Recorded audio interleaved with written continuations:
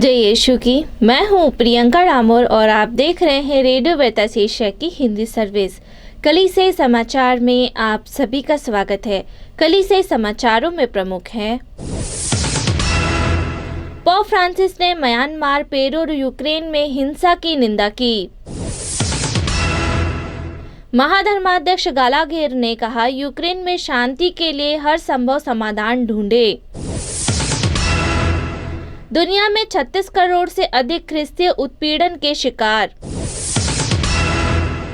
Cardinal Ranjit ने 2019 Easter Sunday बमबारी पर श्रीलंका के सुप्रीम कोर्ट के फैसले का स्वागत किया। चलती ट्रेन में कट्टरपंथी हिंदुओं की भीड़ ने कैथलिकों पर हमला किया। धर्मांतरण के प्रयास में पुलिस ने 14 ईसाइयों को गिरफ्तार किया। भारत सरकार ने खुले तौर पर समलैंगिक न्यायाधीश नियुक्ति करने से इनकार कर दिया। 2 अलग अलग हादसों में पुरोहित और धर्म बहन की मौत। झाबुआ में धर्मांतरण के झूठे आरोप में कैथलिक पुरोहित गिरफ्तार। रेडियो वेरितास एशिया आपके लिए लेकर आए हैं RBA mobile app. RBA mobile app पर हमारे विभिन्न प्रकार के कार्यक्रमों का लाभ लें, हमसे जुड़े और एशियाई ईसाईयत की आवाज का हिस्सा बने। आज ही ऐप स्टोर एवं प्ले स्टोर से आरबीए मोबाइल ऐप डाउनलोड करें। अब जानते हैं समाचार विस्तार से। पोप फ्रांसिस ने म्यांमार, पेरू, यूक्रेन में हिंसा की निंदा की। रविवार देवदूत प्रार्थना के उपरांत पोप ने पेरू, यूक्रेन और म्यांमार में हिंसा की निंदा की। पोप फ्रांसिस ने म्यांमार हिंसा के अंत की अपील की, जहां एक कैथलिक गिरजाघर को भी ध्वस्त कर दिया गया है। उन्होंने विध्वंसकारी घटनाओं के लिए दुखद व्यक्त किया, खासकर पूजा स्थलों में हो रहे हमलों के लिए। पोप ने कहा कि वे नागरिकों के करीब हैं जो कई शहरों में बुरी तरह पीड़ित हैं। उन्होंने प्रार्थना की कि संघर्ष का शीघ्र अंत हो जाए तथा क्षमाशीलता, प्रेम और शांति द्वारा एक नए समय की शुरुआत हो। महाधर्माध्यक्ष गालाघेर ने कहा, यूक्रेन में शांति के लिए हर संभव समाधान ढूंढे।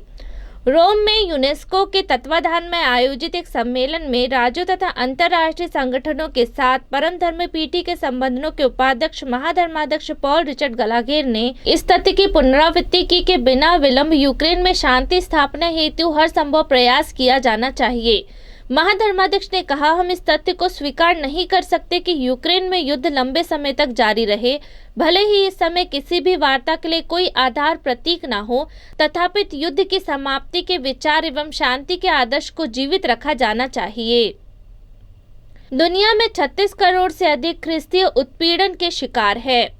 ओपन डोर्स ने अपनी वार्षिक वर्ल्ड वॉच लिस्ट 2023 जारी की है, जिसमें पुष्टि की गई कि दुनिया भर में हर 7 में से एक ख्रिस्ती अपने विश्वास के लिए बड़े स्तर पर उत्पीड़न और भेदभाव से पीड़ित है। हालांकि पिछले वर्ष की तुलना में संख्या में पर्याप्त बदलाव नहीं हुआ है, किंतु ख्रिस्तियों के लिए वकीलों के एक वॉचडॉग दल ओपन डोर्स द्वारा जारी नवीनतम वर्ल्ड वॉच लिस्ट के अनुसार 2022 दुनिया भर में हिंसा, भेदभाव और बहिष्कार के कारण ख्रिस्तियों के लिए सबसे खराब वर्ष था। कार्डिनल रंजीत ने 2019 ईस्टर संडे बमबारी पर श्रीलंका के सुप्रीम कोर्ट के फैसले का स्वागत किया। कोलंबो के आर्चबिशप कार्डिनल मैल्कम रंजीत ने श्रीलंका के पूर्व राष्ट्रपति मैत्रीपाला सिरिसेना और पूर्व खुफिया पुलिस और रक्षा प्रमुखों को 2019 में ईस्टर रविवार के हमलों को रोकने में विफल रहने के लिए सुप्रीम कोर्ट के फैसले का स्वागत किया। कार्डिनल रंजीत ने कहा कि यह एक शुरुआत है और यह एक बहुत ही सुखद शुरुआत है और हम बहुत खुश हैं कि विद्वान न्यायाधीशों ने हमें इस देश के भविष्य के लिए ऐसी आशा दी है जो हमारे विकास के लिए बहुत आवश्यक आशा है। चलती ट्रेन में कट्टरपंथी हिंदू की भीड़ ने कैथलिकों पर हमला किया। चलती ट्रेन में हिंदू राष्ट्रवादियों ने शिक्षकों की टीम पर हमला कर उन पर धर्मांतरण की गतिविधियों में शामिल होने का झूठा आरोप लगाया। एक कैथलिक पुरोहित ने महाराष्ट्र में अपने एनजीओ के लिए पुलिस सुरक्षा की मांग की। उसके कुछ दिनों बाद अब चलती ट्रेन में हिंदू राष्ट्रवादियों द्वारा उसके कर्मचारियों पर हमला किया गया। आरोप लगाया गया कि वे धर्मांतरण गतिविधियों में शामिल मिशनरी है। महाराष्ट्र के धुले जिले में कार्यरत एक कैथलिक एनजीओ के 7 शिक्षकों पर एक एक्सप्रेस ट्रेन से यात्रा करते समय लगभग 15 हिंदू युवकों की भीड़ ने हमला किया। 16 जनवरी की रात जब सांगली रेलवे स्टेशन पर हमला हुआ, जब टीम शिक्षा के दौरे पर गई थी। धर्मांतरण के प्रयास में पुलिस ने 14 ईसाइयों को किया गिरफ्तार। महाराष्ट्र के एक लोकप्रिय तीर्थ स्थल में कथित रूप से हिंदुओं द्वारा धर्मांतरण करने के प्रयास करने के आरोप में किशोर लड़के सहित 14 ईसाइयों को गिरफ्तार किया है। पुणे जिले में आलंदी पुलिस स्टेशन के वरिष्ठ पुलिस निरीक्षक सुनील गोडसे ने 18 जनवरी को बताया, हमने सभी 14 को गिरफ्तार किया, लेकिन वे जमानत पर रिहा हो गए। हमारी टीम मामले की जांच कर रही है। गिरफ्तार लोगों में 10 पुरुष, 3 महिलाएं और एक 17 वर्षीय लड़का शामिल है। उन पर कथित रूप से गरीब हिंदुओं और ईसाई धर्म में परिवर्तित करने के प्रयास में वित्तीय मदद की पेशकश करके धार्मिक घृणा पैदा करने और हिंदू भावनाओं को आहत करने का आरोप लगाया गया था। भारत सरकार ने खुले तौर पर समलैंगिक न्यायाधीश की नियुक्ति करने से इनकार कर दिया। देश के सर्वोच्च न्यायालय ने कहा कि भारत सरकार ने एक वरिष्ठ वकील को न्यायाधीश के रूप में नियुक्त करने से इनकार कर दिया है, क्योंकि वह समलैंगिक है और उसका एक विदेशी साथी है। समलैंगिकता के प्रति दृष्टिकोण शहरी मध्य वर्गों के बीच कुछ हद तक नरम हो गया है, लेकिन कई समलैंगिक भारतीय अभी भी बाहर आने पर अपने परिवारों, दोस्तों या काम से दूर होने का जोखिम उठाते हैं। नवंबर में मुख्य न्यायाधीश सहित सुप्रीम कोर्ट के एक पैनल ने सर्वसम्मति से सौरभ कृपाल, जो खुले तौर पर समलैंगिक है, को दिल्ली में उच्च न्यायालय के न्यायाधीश के रूप में नियुक्ति की सिफारिश की। पैनल ने अदालत की वेबसाइट पर कहा कि सरकार ने उनकी उम्मीदवारी को यह कहते हुए वापस भेज दिया कि देश की बाहरी खुफिया एजेंसी और कानून मंत्रालय ने उनके यौन रुझान और एक स्विस नागरिक के साथ अंतरंग संबंध के आधार पर आपत्ति जताई थी।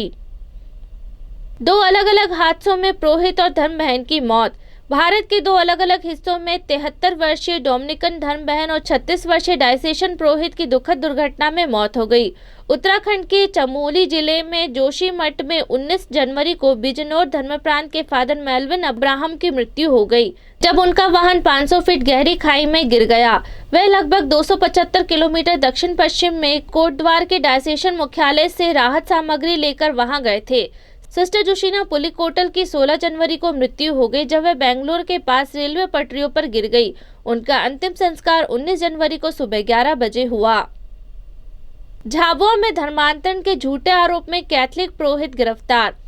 कैथलिक धर्म प्रांत झाबुआ के एक पुरोहित फादर जोसेफ अमुदकन्नी को 18 जनवरी को झाबुआ जिले के थानला में धर्मांतरण के झूठे आरोप के आधार पर गिरफ्तार किया गया था। फादर अमुदकन्नी उन्नाईपल्ली के पल्ली पुरोहित है। बुधवार की सुबह करीब 10:30 बजे वह हमेशा की तरह एक धर्म बहन और एक धर्म गुरु के साथ भौड़ी गांव में सामूहिक प्रार्थना के लिए गए थे। जब वे मिस्सा के बाद लौटने की तैयारी कर रहे थे, कुछ हिंदू कट्टरपंथी उनके चारों ओर इकट्ठा हो गए और उनसे मिसल और माला को छीन लिया। इसके बाद वे उनके खिलाफ नारेबाजी करने लगे। दोपहर करीब 1:30 बजे थानला कस्बे की पुलिस आई और फादर अमुदकन्नी को हिरासत में ले लिया। फादर अमुदकन्नी की गिरफ्तारी की खबर फैल गई। भाइयों, बहनों और अन्य लोगों सहित हजारों ईसाई पुलिस स्टेशन में एकत्र हुए। इस बीच जिले के सूना कस्बे झाबुआ के पुलिस अध्यक्ष कार्यालय में 3 विधायक व अन्य प्रभावशाली लोग एकत्रित हुए। फादर अमुदकन्नी को तुरंत रिहा करने की अपील की। फादर अमुदकन्नी को लगभग शाम 7 बजे प्राथमिकी दर्ज किए बिना रिहा कर दिया गया। इसी के साथ कलीसिया समाचार समाप्त हुए। अगली बार फिर मुलाकात होगी नई खबरों के साथ। नमस्कार। रेडियो वेरितास एशिया आपके लिए लेकर आए हैं RVA mobile app. RVA mobile app पर हमारे विभिन्न प्रकार के कार्यक्रमों का लाभ लें, हमसे जुड़े और एशियाई ईसाईयत की आवाज का हिस्सा बने। आज ही ऐप स्टोर एवं प्ले स्टोर से RVA मोबाइल ऐप डाउनलोड करें।